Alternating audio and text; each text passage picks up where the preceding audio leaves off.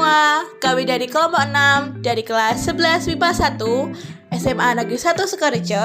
Di video kali ini kami akan melakukan praktikum gelombang bunyi pada dawai sebagai salah satu praktikum di mapel fisika, tepatnya di materi gelombang bunyi. Nah, apa yang akan kita lakukan di praktek kali ini? Yuk kita lihat. Kami melakukan praktikumnya tidak sendiri loh teman-teman. Nah, di sini ada 5 anggota kelompok yang sudah bekerja keras untuk praktikum pada video kali ini. Ini ya nama-namanya, bisa dilihat. Nah, teman-teman pasti udah gak asing kan sama yang namanya gelombang bunyi. Karena di kehidupan sehari-hari itu kita udah sering ketemu sama yang namanya gelombang bunyi atau hal-hal yang dihasilkan dari gelombang bunyi.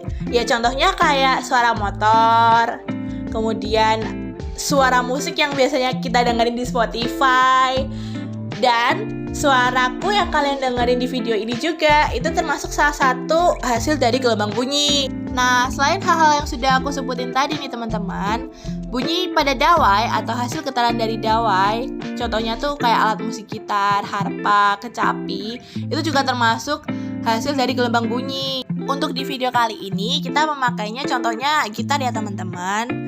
Jadi, satu senar pada gitar itu akan menghasilkan berbagai frekuensi resonansi dari pola gelombang yang paling sederhana sampai yang majemuk.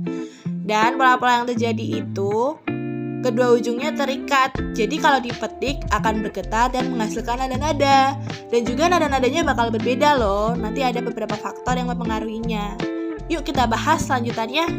Karena tadi kita udah tahu kalau senar pada gitar itu akan menghasilkan nada-nada yang berbeda tergantung frekuensi resonansinya, kita akan membahas tentang nada dasar pada dawai atau gitar. Nah, nada dasar pada dawai adalah nada yang dihasilkan pada sepanjang dawai yang membentuk setengah gelombang. Nada atas satu pada dawai adalah nada yang dihasilkan pada sepanjang dawai yang membentuk satu gelombang. Yuk kita bahas mulai dari nada dasar sampai nada atas 1, 2, dan 3. Yang pertama adalah nada dasar. Jadi, jika sepanjang dawai itu terbentuk setengah gelombang, maka nada yang dihasilkan disebut nada dasar. Dan biasanya dilambangkan dengan FO atau F0. Dan rumusnya bisa dilihat ya di sana, ada F0 sama dengan V per lambda 0 atau sama dengan V per 2L. Kemudian yang kedua ada nada atas 1 yang akan terjadi jika sepanjang dawai terbentuk satu gelombang, maka frekuensi nada atas 1 dilambangkan dengan F2. Rumusnya ada di situ ya teman-teman, bisa dilihat. Yang ketiga adalah nada atas 2. Nada atas 2 itu terbentuk jika sepanjang dawai terbentuk 1,5 atau 1,5 gelombang. Untuk rumusnya ada di situ, biasanya disebut sebagai F2. Dan yang terakhir adalah nada atas 3. Nada atas 3 akan terbentuk jika sepanjang dawai membentuk 2 gelombang. Biasanya dilambangkan dengan F3.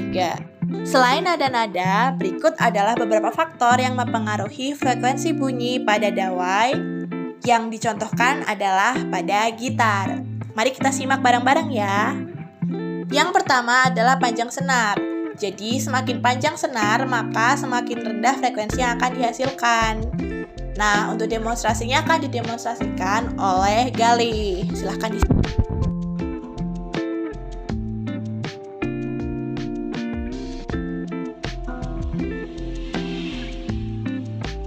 Yang kedua adalah luas penampang. Jadi semakin besar luas penampang senar, maka akan semakin rendah frekuensi yang dihasilkan.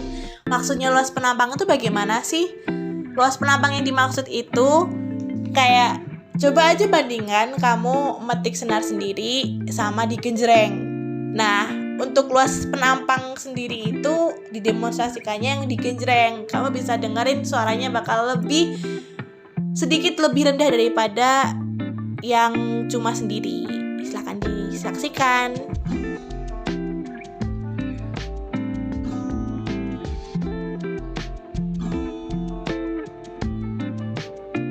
Kemudian ada massa jenis senar. Jadi semakin kecil massa jenis senar, semakin tinggi frekuensi yang dihasilkan. Untuk demonstrasi kali ini kita akan memakai senar yang paling atas yang terbuat dari besi atau kawat, dan senar yang paling bawah yang terbuat dari nilon. Jadi bisa kalian bandingkan, suara yang dari senar nilon itu bakal lebih kenceng atau lebih melengking dibandingkan senar dari kawat atau besi. saksikan ya.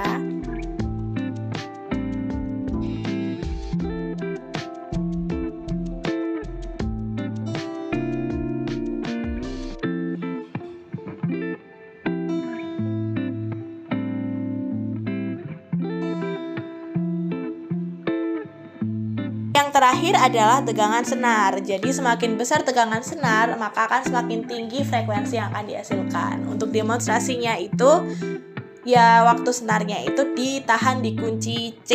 Nah, itu suaranya lebih kenceng. Jadi bisa dilihat dulu ya videonya.